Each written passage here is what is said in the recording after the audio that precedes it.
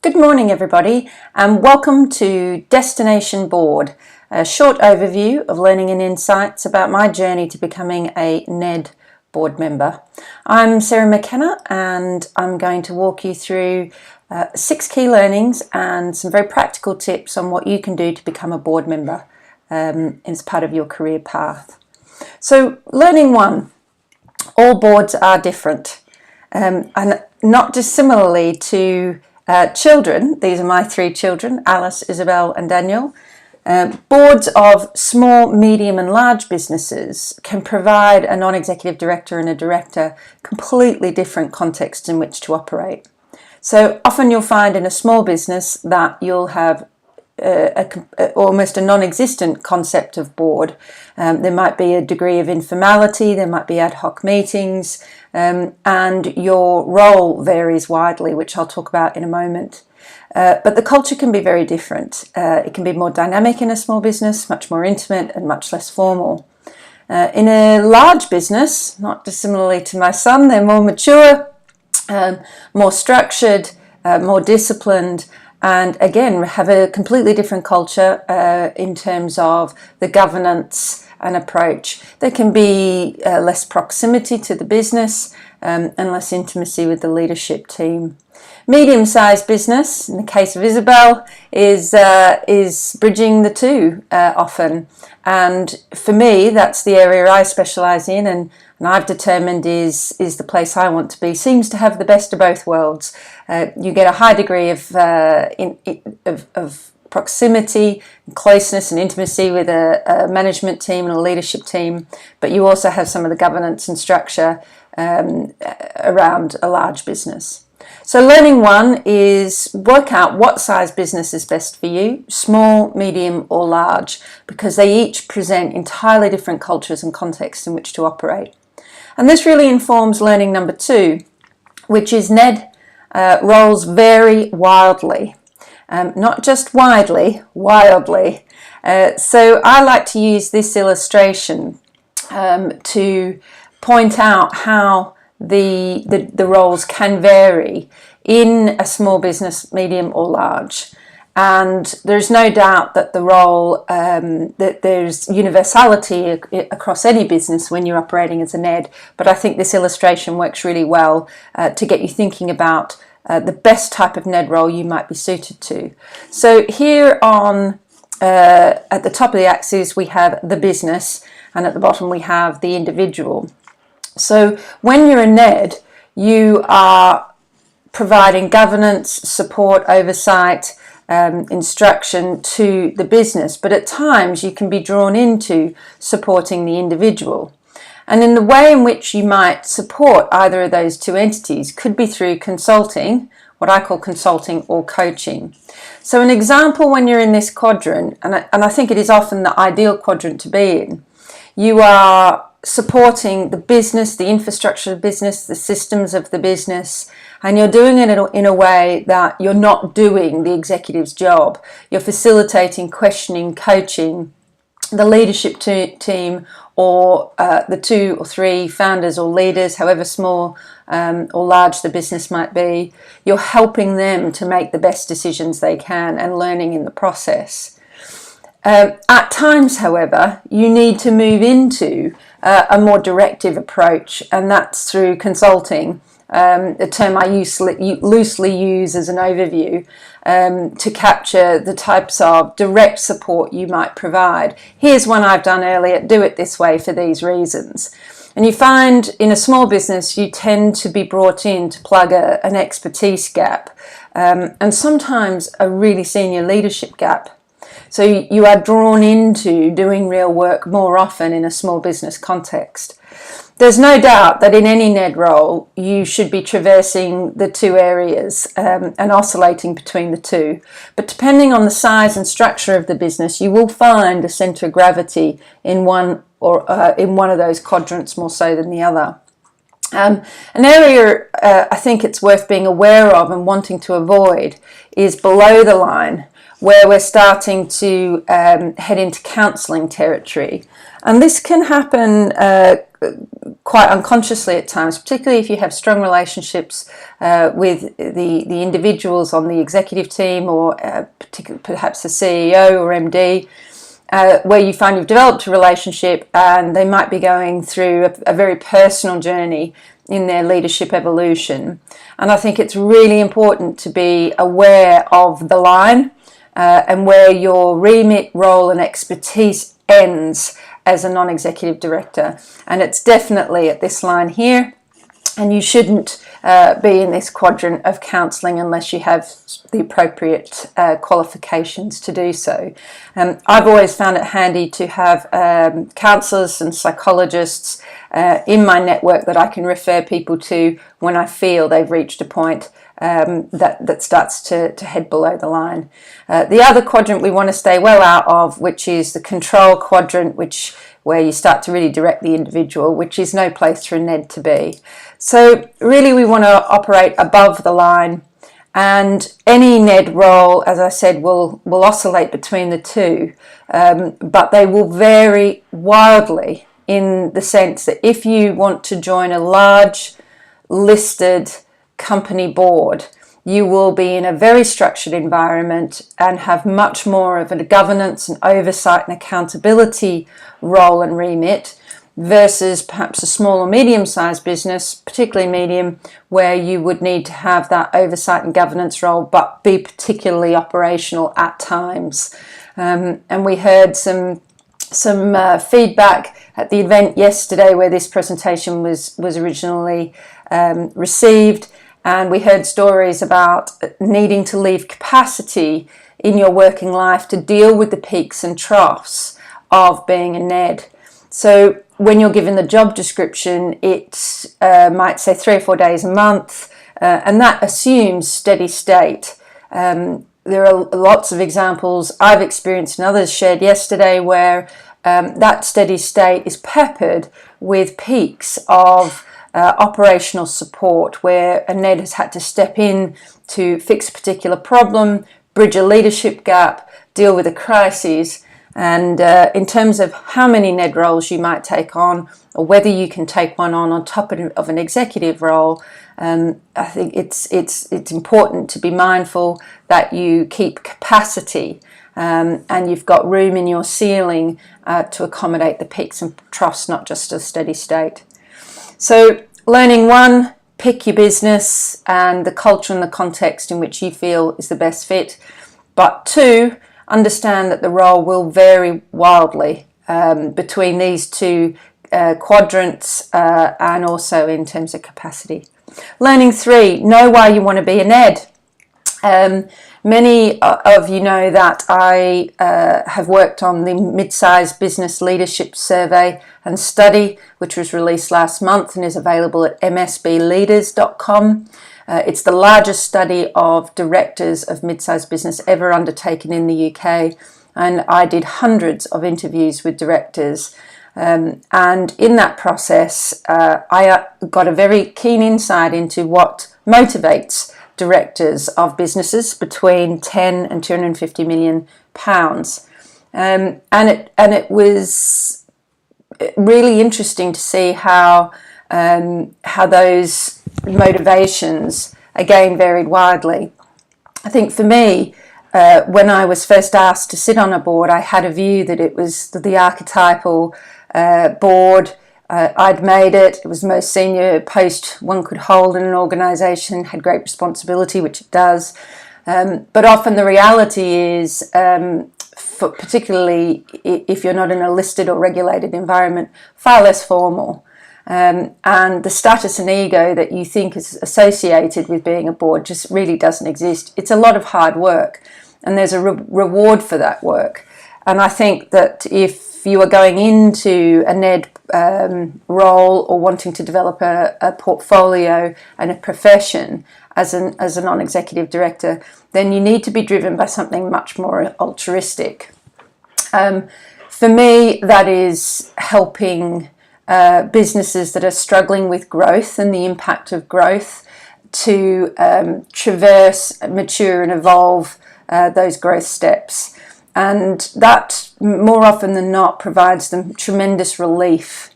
So for me, my do something great is providing relief to organisations that have no answers or are struggling to have the answers as they grow. And that's simply sharing my expertise and experience. And most of the directors I speak to are driven by this need to give back.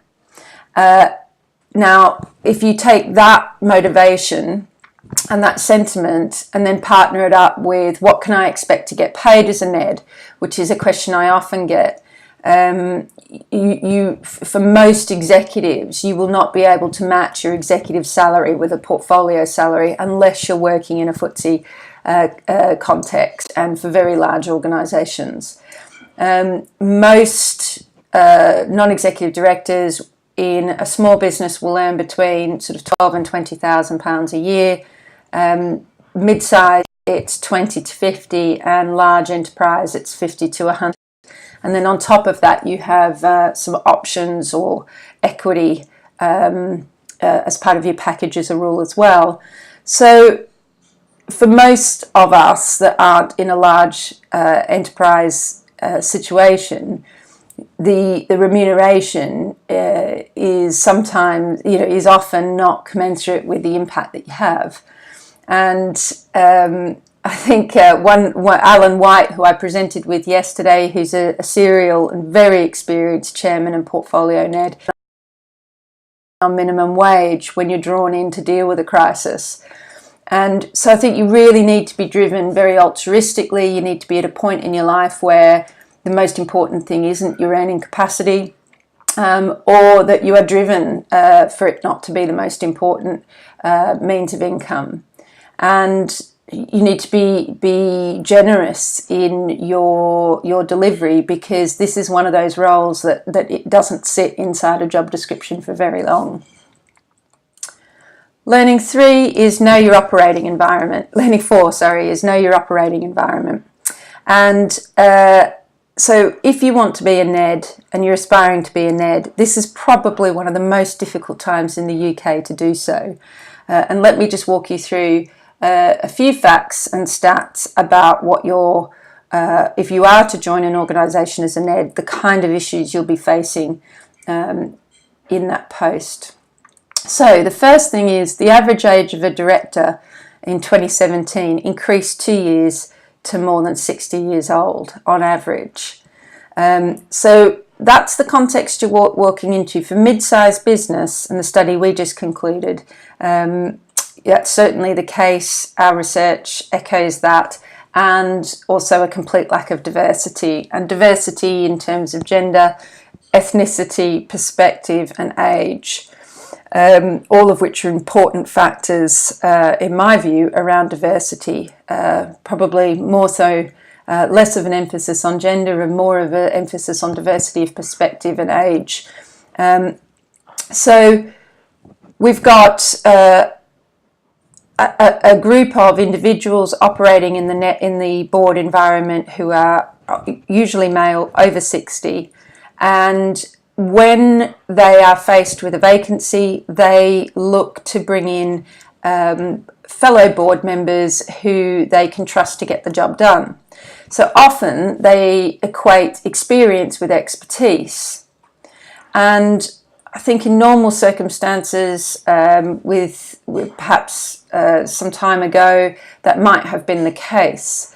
But we know now that experience and years of service doesn't equate in every instance to expertise. So take for example, the technology fluency gap. Older board members are struggling to understand technology, particularly emerging technology. And we received that feedback in the Mid-Sized Business Leaders study, and we see that in the recently commissioned in Prosperity Review and also the Economic Outlook Index. So you only have to spend a short amount of time researching to know that technology fluency is a really major issue. And experience doesn't always equate to expertise. I'm a huge advocate for experience, and because most business, in my opinion, is dealing with people, and knowing how to, particularly at a board level, affect change and challenge positively, which is a psychological exercise and an EQ exercise more than a technical expertise. But being on a board or being part of a board is about balance. And I'll talk about this later, but bringing in expertise doesn't always necessarily equate to grey hair or indeed having held NED roles. And that expertise isn't equal to age. We can have lots of younger members of the working community, and this term came up yesterday, sort of the young NED. I think it's worth bearing in mind that it's young is a relative term when we're talking about non-executive directors.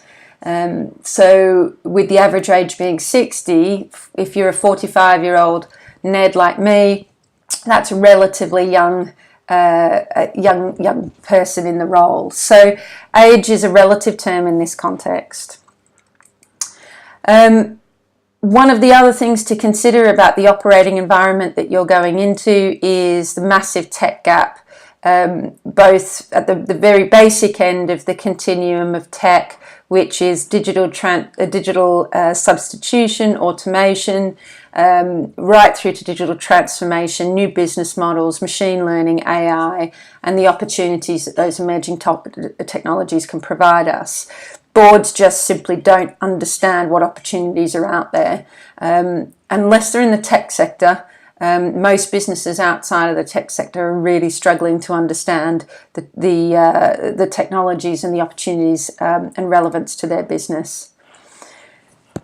Something that came as a surprise to a lot of the audience yesterday was that millennials are about to become the most powerful consumer group ever known. So Euromonitor reported last year that 68% or 60-odd% of consumers in South America are going to be under 30. It's about 40% in Asia Pacific. And in the UK and Australia, there's a similar trend. If you are serving on a board that has serves markets in those regions, then having proximity to and an understanding of that consumer group is going to be key. Now, when you think about the average age of a director is now more than 60, but the consumer group is about to be largely about to be under 30, there's a gap there that boards should really be addressing. And makes the case for younger directors who perhaps are more connected to the consumer market and can mainline some insight into the board discussions.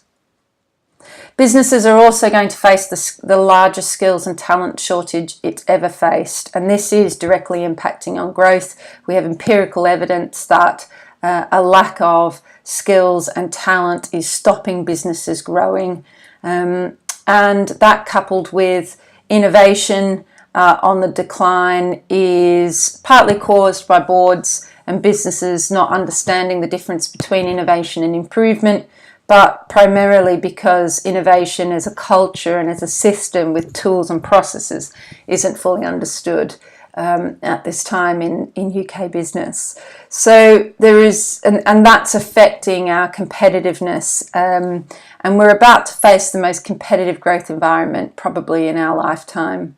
And that's thanks in large part to Brexit, but it's a combination of the skills and talent shortage, and that other nation states have really foreseen this gap far better than we did, and they have skills and talent pipelines, they have innovation cultures and incentives, and they have invested in technology fluency. So the UK operating environment is going to be extremely difficult. We also have seen that translate into prosperity, and the competitiveness divide between London and the regions is widening. And again, that's empirically supported through the Independent Prosperity Review. So if you decide that you're going to be a NED in a region, I think in a regional based business that's serving perhaps EU businesses, you're going to face a very tough landscape. Just a quick statistic. half of UK mid-sized businesses currently export to the EU. That number jumps to 72% of all mid-sized businesses exporting to the EU if you're in the north. With the Brexit uncertainty, skills shortage and technology gap, we see that translating into consolidation practices. International expansion and exporting plans are diminishing, and the focus now for 40% of mid-sized businesses is on domestic market expansion, which again is going to only amplify the competitive market internally, and the only way to survive a competitive market is through innovation and good people. So this is the operating environment a NED at the moment would be facing over the next few years. So I bet you're all feeling a bit like this. Winter is coming. In fact, it's here. And as a NED, our job is to try and fight for humanity and overcome the evils and challenges facing the businesses. So while we might feel a bit despondent about that environment and our role in it, we do have the opportunity to be this, and particularly someone's Obi-Wan Kenobi or Yoda. And that's certainly how I feel in the NED roles and support I provide to businesses in a NED capacity or in an advising capacity. And it is providing my experience and expertise to offer them relief, support, guidance, to benefit from the mistakes I've made along the way. So in light of the previous learnings, and if you still want to be someone's Yoda, you still want to be on a board as a non-executive director and pursue that career, how do you get there? So first of all, big learning, demonstrate how you will help a business overcome these challenges and the ones they specifically face. So the first tip, everyone's journey begins with a cause. Be clear on your value to the cause. So know the type of company you want to work with, what challenges they face, and why you passionately want to help them face them. Think Daenerys, originally fighting for the Iron Throne, and now she's helping the North face the Night King. So know what your cause is, and that will leak in a very positive way in your interviews if you feel some internal intrinsic alignment with the cause that business or the challenges those businesses are facing. Tip 2, clarity costs. Identify what an older or more experienced non-executive director will find difficult to replicate, i.e. technology, workforce or consumer advocacy and innovation. These are the areas that are going to be most challenging for businesses. The technology fluency gap, attracting and retaining quality staff, mature retention practices, customer advocacy for a younger group, and innovation culture and practices. So if you don't already have some specialty, some executive function specialty in those areas, then one of the things to do in terms of competitive advantage would be to skill up in those areas. Then prepare a one-pager that explicitly points out the business value you can provide that can't necessarily be replicated by others. For me, I'm really clear that I don't want to work in a large listed corporate governance type role. I much prefer to work in growth hungry, explosive mid-sized businesses. And my one-pager shows that it is geared towards that. With my one-pager, it costs me roles in large business. So it's very clear on what I'm interested in and the value I can provide, but it won't get me every NED role. So be prepared for your clarity and your value to cost you access to other roles, but you'll be faced with then the right roles for you. Tip 3, document and substantiate your EQ. Most directors value leadership and emotional intelligence more highly than operational or technical expertise. but sometimes they need reminding. So again, in the mid-sized business leadership research we did, available at msbleaders.com, this was empirically supported. And I can speak from experience here that when you're faced with having to act in the best interests of the company, which can sometimes result in really difficult decisions like asking a founder to no longer be operational or involved in the business because it's holding the business back, or to ask a fellow board member who perhaps may not be fit for purpose for the future challenges we're facing to step down and be replaced. These are not technical skills. These require strong leadership and emotional intelligence to manage them positively and maintain business continuity. So your ability to coach and impart and not direct and do is a large part determined by your mindset. And this is something that you can document. Get a psychometric profile done to independently document your leadership, EQ, and cohesive qualities. Not only will this be a gift and a real valuable asset to your own professional development, it can potentially help you craft and give you the key points to include in your one-page profile. They range from about $250 to $2,500. We offer them here at E2A for all of our clients. None of our clients recruit without them now, and they also do their internal professional development pathways using them. So if anyone's interested in pursuing a psychometric profile, just contact me via the website. And then try and match it up to the challenges they might face. If they're facing a need to change, or they're actually facing some stability or innovation, use your psychometric profiling and marry that up with their challenges they're facing. Tip 4, know the board tapestry. So know what type of NED role your particular skills, strengths and internal hardwiring are best matched to, i.e. directing, consulting, advising or coaching. So again, this is about being really clear and having insight on your hardwiring, your preferred size of business, and then having that clarity of saying, I know where I am best suited, and then being very targeted about going after those roles. Once you're in the room having the interviews, sometimes you need to remind the chair that their board is a tapestry. Now, a good chair will appreciate this and will understand that they are leading a team or a function themselves. Some don't, but most do. Sometimes you need to remind them, and you'll need to point out how your approach or hardwiring or personality style or skill set can be complementary to others sitting on the board. And pointing out and reminding board members of diversity of perspective is a critical success factor with high-performing businesses. Tip 5, other important stuff, technical term. Look the part and get the chemistry as right as you can. In some cases, try to fit the mould, at least in short term. Heels in the interview, trainers ever after, but avoid being disingenuous.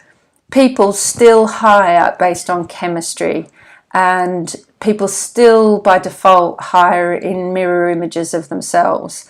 So if you're really, really desperate to work for that company, bear in mind the culture and some of the social norms, how people dress. Is it formal? Is it informal? And you may have to meet the mould in the short term, but don't be disingenuous. Watch out for courses. They're often not fit for purpose. So I get this question a lot. Should I do the IOD course? Should I invest in certification? I think learning is an incredibly important part of any professional's development. They're often underrated because they can vary very wildly in terms of their value for money and their cost and their relevancy. Do your homework. The IOD course is very robust, it's very comprehensive, but I would say it's fit for large enterprise. And if you're on a a pathway to being a professional FTSE non-executive director, then yes, you're going to need certification of that kind. For the rest of us that are in the mid-size or small business non-executive director advisor environment, I personally have benefited from online content and books, which I'll pop on my website shortly under resources to accompany this presentation. There's 3 or 4 books that have been really useful for me. And also spending time with NEDs, being mentored. Get knowledgeable. There's a lot of content out there. As I said, got a lot of really good online content. And maintain a professional membership. Try NED on board. They're contemporary, they're new, got some really good content. Ask to volunteer or observe. This is always a really good one. Often I find the benefit of comparison. I've had the good fortune to serve on small, medium and large boards, as I said, so you get some benefit of comparison. But if you're starting your NED career, you can demystify a lot of what goes on. You can also build your network at the same time by asking to volunteer as an associate. You can also just simply ask to observe as part of your own professional development. In my experience, people are more often ready to help. Sometimes boards are closed or sensitive and they're unable to, but more often than not, people will let you sit in the odd board meeting, and that helps you build your network. Tip 6, believe in yourself. It's a hard pathway. A lot of people spoke yesterday about it being really difficult to get your first post, but do or do not. There is no try. If you want to be a NED, you will get that post. It may not be the perfect post to begin with, but you'll once you're in and you start to build your domain of expertise and experience, it gets easier.